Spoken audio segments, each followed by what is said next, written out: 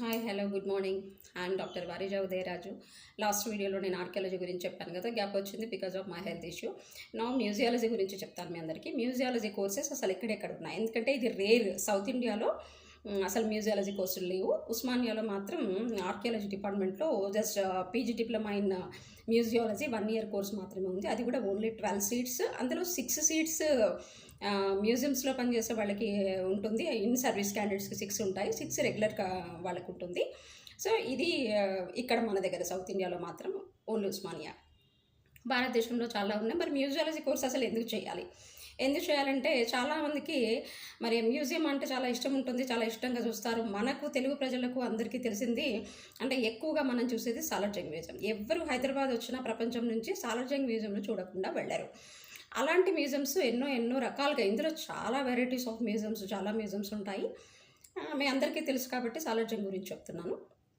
So అలాంటి మ్యూజియాలజీకి చేయాలంటే ఆ మ్యూజియం అంత అందంగా తీర్చిదిద్దడానికి వెనకాల ఒక్కొక్క గ్యాలరీకి ఒక్కొక్క బ్యాక్ ఆఫీస్ ఉంటుంది. చాలా కష్టంతో కూడుకున్న పని, చాలా కేర్గా చేయాలి. దానికి చాలా కోర్సెస్ ఉంటాయి. ఆ కోర్సెస్ చేయడానికి మనకు ఇండియాలో ఒక 12 యూనివర్సిటీలలో ఇండియాలో ఉందన్నమాట. నేను ముందు కోర్సెస్ ఫస్ట్ ఎక్కడెక్కడ ఉన్నాయో చెప్తాను. నేషనల్ మ్యూజియం న్యూఢిల్లీలో ఉంది, నేషనల్ మ్యూజియం ఇన్స్టిట్యూట్. తర్వాత IGNCA Indira Gandhi national centre for arts, ఇది కూడా Delhi. Kolkata university Kolkata, and MS Baroda university Vadodara, and Banaras Hindu university Varanasi, Aligarh Muslim university Aligarh, Rabindra Bharati university Kolkata, university of Madras Chennai, Jiwaji university Gwalior, Ranchi university Ranchi, Indira Kala Sangeet విశ్వవిద్యాలయ ఖైరాగర్, ఇలా తర్వాత వచ్చేసి మగధ్ యూనివర్సిటీ గయా. ఇలా ఒక డజన్ యూనివర్సిటీలలో నార్త్ ఇండియాలో ఈ కోర్సును చాలా చేస్తారు. ఆర్కియాలజీ కోర్సును ఇంజనీరింగ్ కంటే, మెడిసిన్ కంటే ఎక్కువగా వాళ్ళు మ్యూజియాలజీని, ఆర్కియాలజీ కోర్సుని చేస్తారు. కాబట్టి అక్కడ చాలా యూనివర్సిటీలలో ఉంది. సో మరి జాబ్ ఆపర్చునిటీ చేస్తే మాకేం వస్తుంది? ఇవాళ రేపు అందరికీ ఎర్నింగ్, ఎవరికైనా ఎర్నింగ్ అనేది కావాలి. ఒక సబ్జెక్ట్ మనం చదువుతున్నాం ఇంత కష్టపడి అంటే దట్ ఈస్ ఎర్నింగ్ కోసమే. మరి ఎర్నింగ్ కోసం ఏముంటుందో ఆపర్చునిటీస్ కంపల్సరీ అనమాట. ఆర్కియాలజీలో ఎలాగైతే మనకు జాబ్స్ కంపల్సరీగా వస్తాయో, నార్త్ ఇండియన్ సబ్జెక్ట్ అంత బాగుంటుంది, అంత ఆపర్చునిటీస్ కూడా మోర్ అండ్ మోర్ ఉంటాయి. మీకు విదేశాల్లో కూడా ఉంటాయి. So job opportunities museum director first ఉంటుంది.